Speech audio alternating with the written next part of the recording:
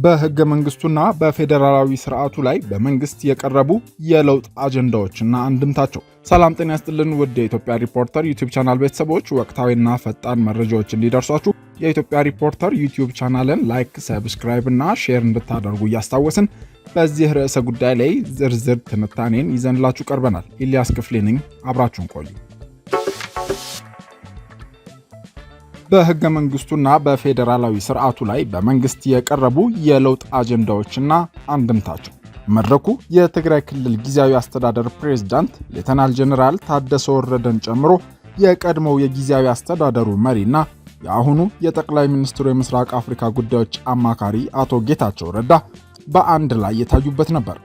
የ11 ክልሎችና የሁለት ከተማ አስተዳደሮች አመራሮች እንዲሁም የመከላከያ ባለስልጣናት ተሳታፊ የሆኑበትም ነበር። ከሰሞኑን በአዲስ አበባ በሚሊኒየም አዳራሽ ለ3 ቀናት መስተናገዱ የተነገረው የሀገራዊ የምክክር ኮሚሽን መድረክ ከሃይማኖት ተቋማት ጀምሮ በአጠቃላይ ከ38 ተቋማትና ማህበራት የመጡ ከ850 በላይ ሰዎች የተካፈሉበት ነው ተብሏል።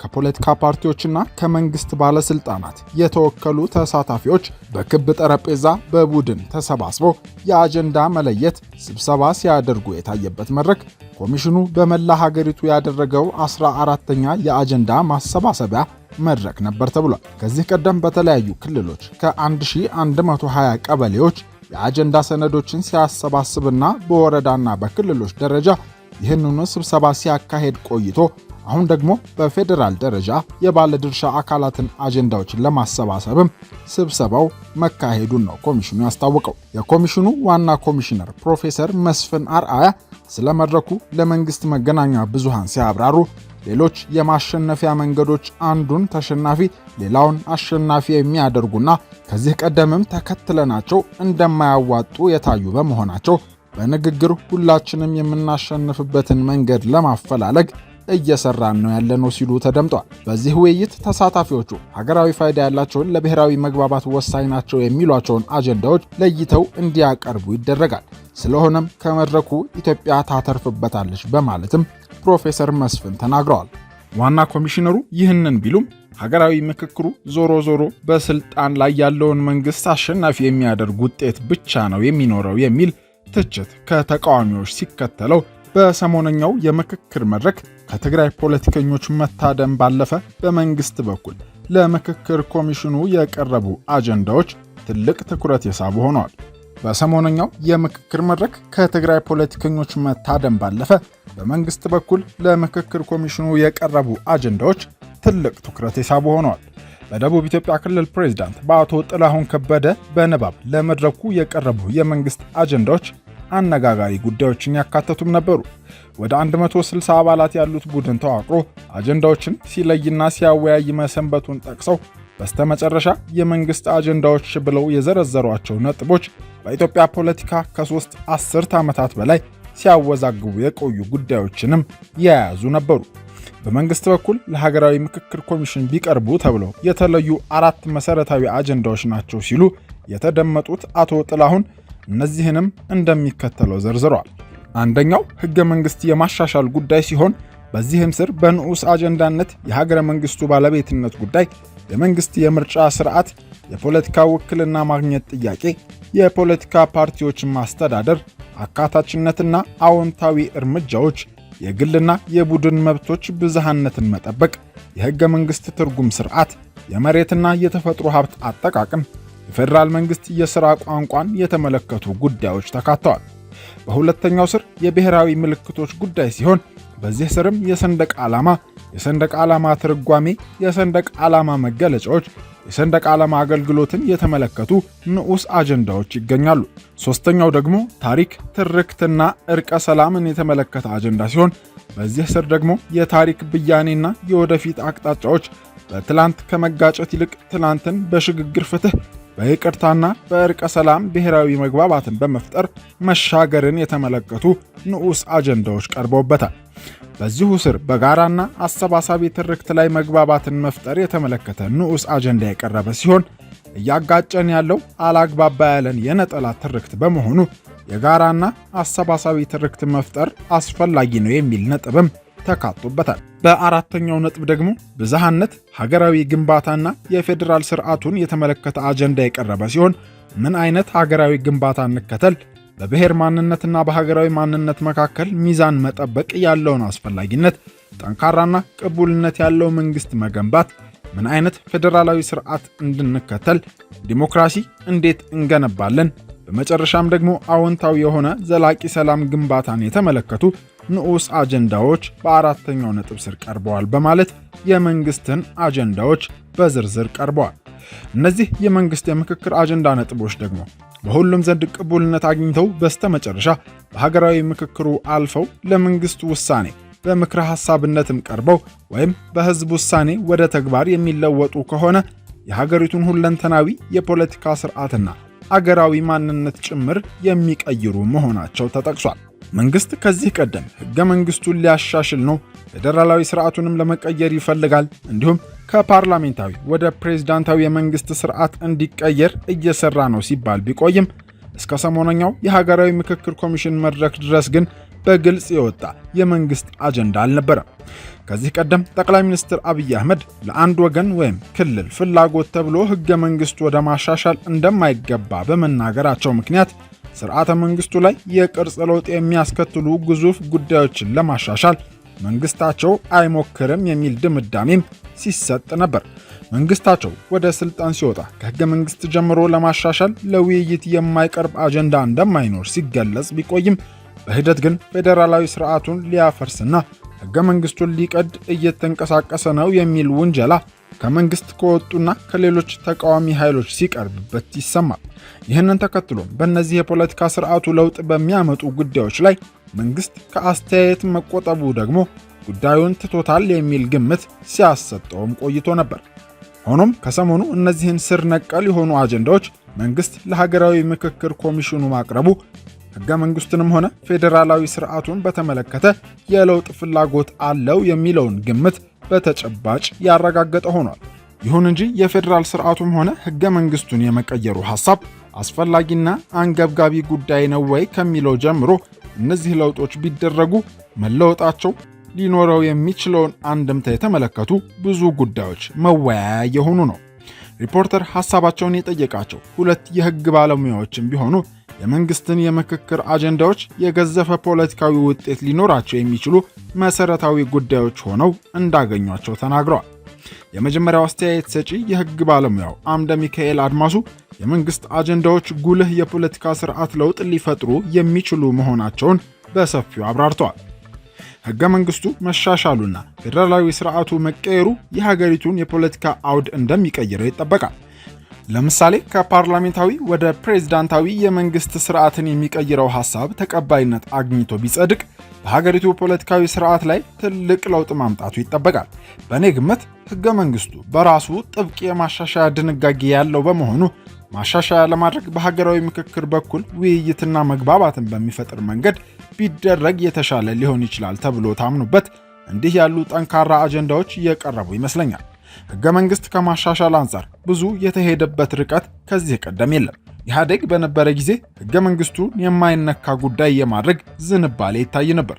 ለምሳሌ መሬት መሸጥ መለወጥ የሚለው ህገ መንግስታዊ አጀንዳ ሲነሳ በኢህአዴግ መቃብር ላይ ነው የሚደረገው የሚል ምላሽ ለተቃዋሚዎች ይሰጥ ነበር። በቀደመው ጊዜ ህገ መንግስቱን ለማሻሻል ጥረት ብቻ ሳይሆን ፍላጎትም ጭምር አልነበረም ማለት ይችላሉ።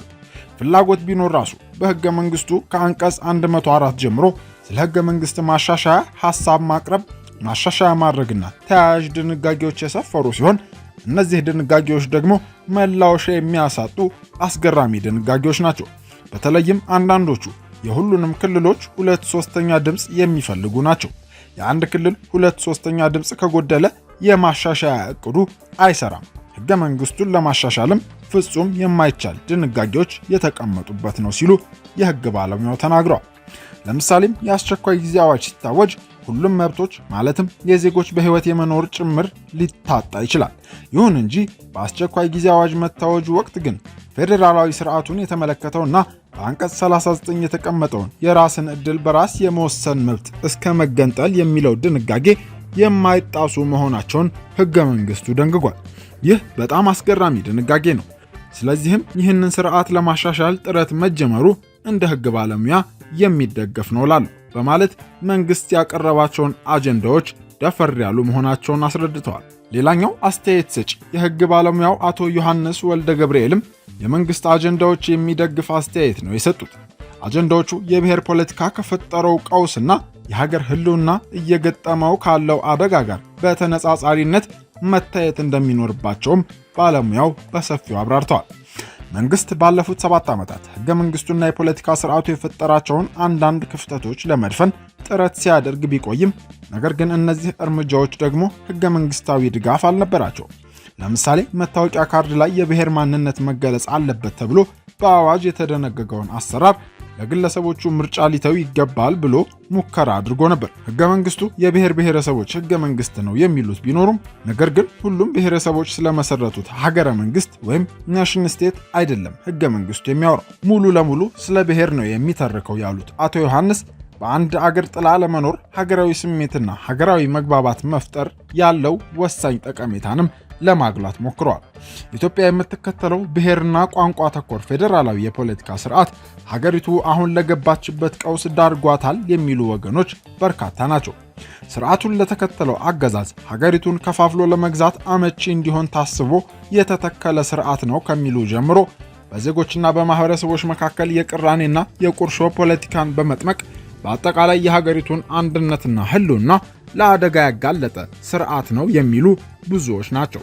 ከዚህ በተቃራኒ ለቆሙ ወገኖች ግን ባለፉት 30 ዓመታት የቀጠለው ፌዴራላዊ ስርዓቱ ለሀገር መዳኛና ፈውስ የሆነ የፖለቲካ ስርዓት መሆኑ ጎልቶ ይገለጻል። የሀገሪቱን ብዝሃ ማንነትና ብዝሃ ባህል ስብጥር እውቅና ከመስጠት ጀምሮ በብዝሃነት ውስጥ ተቻችሎ በአንድነት ለመኖር በማስቻል ረገድ ኢትዮጵያ የመረጠችው ፌዴራላዊ ስርዓት አቻ የሌለው አማራጭ መሆኑንም የሚሞግቱ በርካቶች ናቸው። ብሔር ብሔረሰቦችና ህዝቦች ከሚሉ ጉዳዮች ትርጓሜ ጀምሮ ህገ መንግስታዊ ድንጋጌ ያገኙ አጀንዳዎች ኢትዮጵያውያንን ለግጭትና ለልዩነት ዳርገዋል የሚል ተቃውሞም በአንድ በኩል ይቀርባል። ይሁን እንጂ ለፖለቲካ ስርዓቱ ድጋፍ በሚሰጡ ወገኖች ስርዓተ መንግስቱ የቡድን መብትና የግለሰብ መብትን አቻችሎ ማስተናገድ መቻሉን በመጥቀስ ይከራከሩለታል። በአጠቃላይ ህገ መንግስቱና ስርዓተ መንግስቱን በሚመለከቱ የክልሎች ወሰን ጉዳይ፣ የክልሎችና የፌዴራል መንግስቱ ስልጣን ክፍፍል፣ የርዕሰ ከተማ ጉዳይ፣ የራስን ዕድል በራስ የመወሰን መብት እስከ መገንጠል የሚለው ጉዳይ እንዲሁም የህገ መንግስት ማሻሻያ አጀንዳን ጨምሮ በሀገራዊ ምልክቶችና በራሱ በኢትዮጵያዊ ምንነት ላይም ፍጹም የማይቀራረቡ አረዳዶችና ልዩነቶች ሲንጸባረቁ መታየቱ በኢትዮጵያ ፖለቲካ አውድ ውስጥ የተለመደ ነው። ከሰሞኑ ለምክክር ኮሚሽኑ የቀረቡ የውይይት አጀንዳዎች በእነዚህና በሌሎች ፖለቲካዊ አጀንዳዎች ላይ ምን አይነት አሉታዊና አዎንታዊ ውጤት አላቸው የሚለው ደግሞ የተለያዩ አስተያየቶችን እያስተናገደ ይገኛል። የህግ ባለሙያው አቶ ዮሐንስ እንደሚናገሩት አሁን ያለው ማንነትን መሰረት ያደረገ የፖለቲካ ስርዓት አገር ለማስቀጠል የማይችል ነው። የፈለገ ተሽሞንሙኖም ቢሆን ተበጅቶ ቢቀርብ የጎሳ ፖለቲካ ትልቁን ማህበረሰብ የሚባለውን አካል ወይም ሀገር በጋራ አሰባስቦ ለመምራት የሚያስችል መሰረት አይሆንም ሲሉም ተከራክረዋል። ሌላኛው አስተያየት ሰጪ ህግ ባለሙያው አቶ አምደ ሚካኤልም ቢሆኑ እስከዛሬ ኢትዮጵያ ስትከተለ የቆየችው የፖለቲካ ስርዓት ያስገኘው በጎና አሉታዊ ውጤትን መመዘን አለበት ይላሉ። በእኔ እይታ የብሔር ብሔረሰቦች መብት መከበሩ በጎ ቢሆንም ነገር ግን በአንድ አገር ግዛት ውስጥ በአንድ ባንዲራ ጥላ ስር የሚኖሩ ዜጎች ይህን የኔ ክልል ነው፣ ያ የኔ መሬት ነው፣ አንተ መጤነህ ውጣልኝ እየተባባሉ እንዲጋጩና እንዲገዳደሉ የፖለቲካ ስርዓቱ ምቹ ሁኔታን መፍጠሩን እቃወማለሁ። ከብሔር ይልቅ አሰፋፈር ወይም ጂኦግራፊን የተከተለ ፌዴራላዊ ስርዓት ብንከተል ይህንን መሰል ችግር ላይገጥመን ይችላል ብዬም አምናለሁ። ፌዴራላዊ ስርዓት አይነቱ ብዙ ነው። እንደ ናይጄሪያና ህንድ አይነት ሀገሮች ብዝሃነት ያለንን፣ ሆኖም ብሔር ብሔረሰብና ህዝብ ለሚሉ መሰረታዊ ጉዳዮች ራሱ የምንሰጠው ብይን ከሌሎች ሀገሮች የተለየ ነው። ከ500 ሺህ በላይ ከሆነ ብሔር ያኛው ደግሞ ብሔረሰብ ወይም ህዝብ እየተባለ መተርጎሙ ራሱ ሲጀመር ስህተት ነው። አሰፋፈርን የተከተለ ስርዓትም ተከትለን ብዝሃነትን ማስከበር ይቻላል። ተመሳሳይ ስነ ልቦና ያላቸው ህዝቦች ብሔር እንደሚባሉ ስርዓቱ ይገልጻል። ሆኖም ስነ ልቦና ምንድነው የሚለውን አይገልጽም። አንድ አይነት ስነ ልቦና ያለው ህዝብም የለም። በህገ መንግስቱ የዜጎች በየትም ቦታ ተንቀሳቅሶ ሰርቶ የመኖር መብት ተደንግጎ በተግባር ግን መተግበር እንዳልቻለም ታይቷል። ከዚህ ውጣልኝ አትምጣብኝ ብሎ ከመገዳደል አልፎ በሂደት ራሴን ችዬ አገር መሆን ፈልጋለሁ እስከሚችሉ ኃይሎች መፈጠር ድረስም ችግር አምጥቶብናል በማለት ሀገሪቱ በተከተለችው የፖለቲካ መንገድ ያጋጠማትን አጣቅሰው ሰሞነኛዎቹ የመንግስት አጀንዳዎችም ከዚህ አንጻር መታየት እንደሚኖርባቸው የህግ ባለሙያው አብራርተዋል። በዓለም በተለያየ ቅርጽ ይሁን እንጂ ኢትዮጵያን ጨምሮ 25 ሀገሮች ፌዴራላዊ ስርዓት መንግስትን ይከተላሉ ይባላል። እነዚህ ሀገሮች ደግሞ የዓለምን 40 ከመቶ ህዝቦች እንደያዙም ይገለጻል።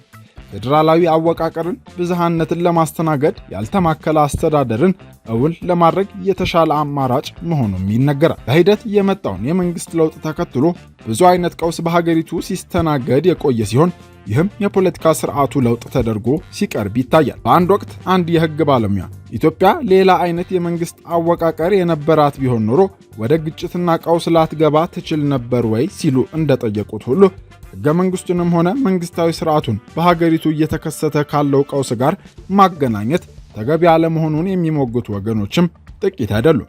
እነዚህ ወገኖች ደግሞ የአሁኑ የመንግስት የለውጥ አጀንዳም መነሻውም ሆነ መድረሻው ሌላ ምክንያት ሊኖረው እንደሚችል ነው የሚተቹት። ውድ የኢትዮጵያ ሪፖርተር ዩቲዩብ ቻናል ቤተሰቦች ለሰዓቱ የያዝንላችሁ የትንታኔ መረጃ ያደመጣችሁትን ይመስል ነበር። ወቅታዊና ፈጣን መረጃዎች እንዲደርሷችሁ የኢትዮጵያ ሪፖርተር ዩቲዩብ ቻናል ቤተሰብ በመሆን ላይክ፣ ሰብስክራይብ እና ሼር እንድታደርጉ እናስታውሳለን። መልካም ጊዜ